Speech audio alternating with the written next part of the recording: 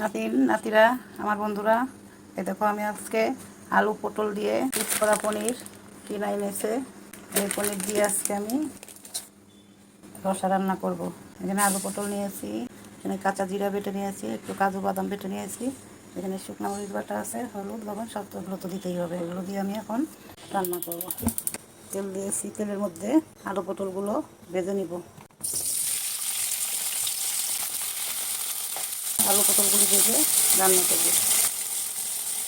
তেলের মধ্যে একটু লবণ দিয়ে দিচ্ছি, হলুদ দিয়ে দিচ্ছি, হলুদ লবণ দিয়ে পটলগুলো ভেজে নেব।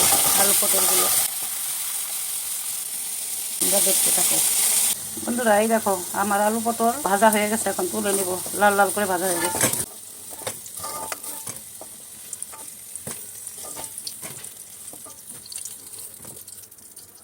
তেলের মধ্যে দিয়ে দেবো দুটো তেজপাতা, দিয়ে দেবো দুটো গোটা জিরে। বন্ধুরা পনির ভাজতে ভুলে গেছিলাম, এখন পনিরটা একটু ভেজে নিই। হলুদ লবণ দিয়ে পনিরটা ভেজে নিই।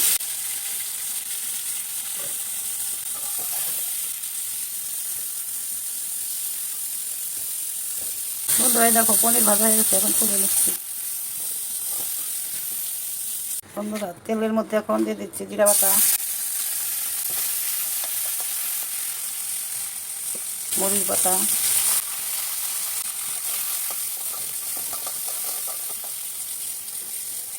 দিয়ে দিচ্ছি স্বাদ মতো লবণ, দিয়ে দিচ্ছি হলুদ,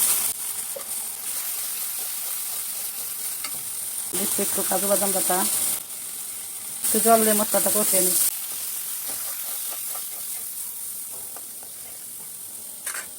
এখন দিয়ে দিচ্ছি একটা টমেটো কুচি, কাঁচা লঙ্কা কুচি, এগুলো দিয়ে কষিয়ে জল দেব।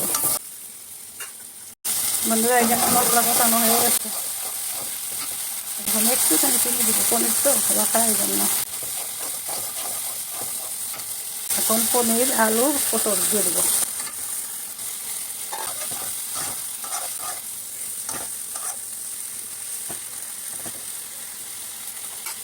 ভালো করে কষানো হয়ে গেছে, এখন জল দিয়ে দেবো।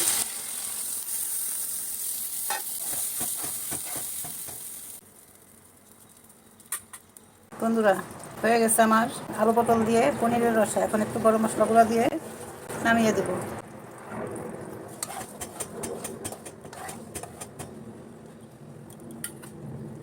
এই দেখো আমার পনির আর আলু পটলের রসা হয়ে গেছে, ঢেলে নিয়েছি।